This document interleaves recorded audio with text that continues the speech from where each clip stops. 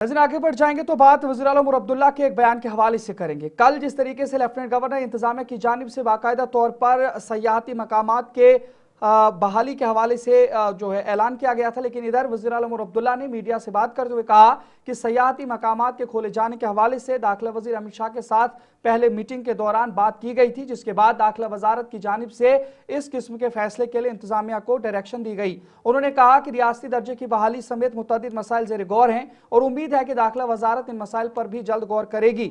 इधर उन्होंने रमजान मुबारक की आमद के हवाले से कहा कि वो इंतजाम के हवाले से एक खुसूसी मीटिंग लेने जा रहे हैं ताकि रमजान मुबारक में रोजेदारों को किसी किस्म की परेशानी का सामना न किया जाना चाहिए।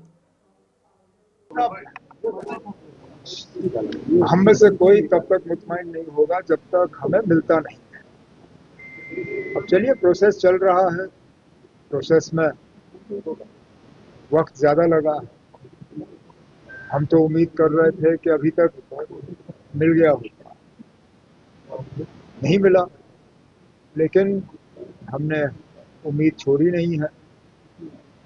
लगातार इस चीज़ पे हम मरकजी हुकूमत के साथ बात कर रहे हैं और मैं यहाँ किनारे पे खड़े सुन रहा था, मंत्री जी ने कहा कि शायद जल्दी हम कोई खुशखबरी सुनेंगे। उस खुशखबरी के इंतज़ार में हमें 1.5 साल हो गए और ज़्यादा इंतज़ार ना करना पड़े, वही उम्मीद। पिछले दिनों आपको याद होगा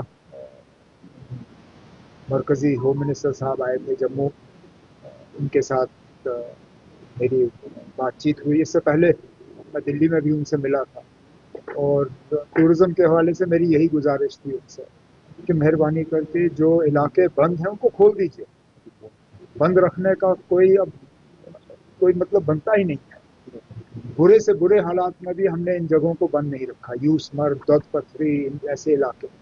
अच्छी बात है, मुझे उसी दिन होम मिनिस्टर साहब ने अश्योर किया था कि उन्होंने हिदायत दी है कि ये जगह खुल जानी चाहिए और ऑर्डर जारी हो चुका है, जिसके लिए मैं होम मिनिस्टर साहब का शुक्रगुजार हूँ।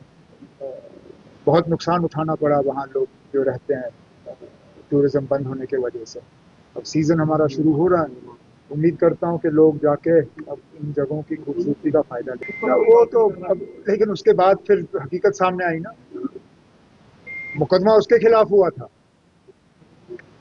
अगर मेरी जानकारी सही है 2021 में उसके खिलाफ केस हुआ था सरकारी जमीन पे कब्जा करने की। लेकिन अब इनके कहने और करने में हमेशा फर्क रहता है, यही तो बीजेपी वालों की खासियत है।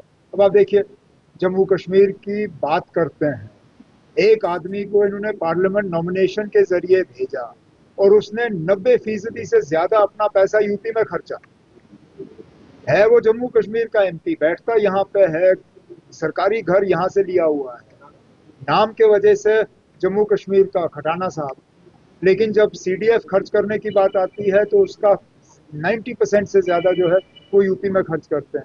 अब यही तो मैं कहता हूँ ना, अब इनके कहने और करने में बहुत फर्क है। उमर साहब, पाक और मुकद्दस महीना शुरू, हमारी मुकम्मल कोशिश रहेगी और आज मैंने मीटिंग रखी है इसी सिलसिले में कि सहरी और इफ्तारी के वक्त जो है कम से कम बिजली के कट रहें। बाकी डेफिसिट कोई आज नई बात नहीं है, डेफिसिट तो हमें विरासत में मिली है और इसको दुरुस्त भी किया जाएगा आने वाले कुछ सालों में जब हमारे नए प्रोजेक्ट्स जो हैं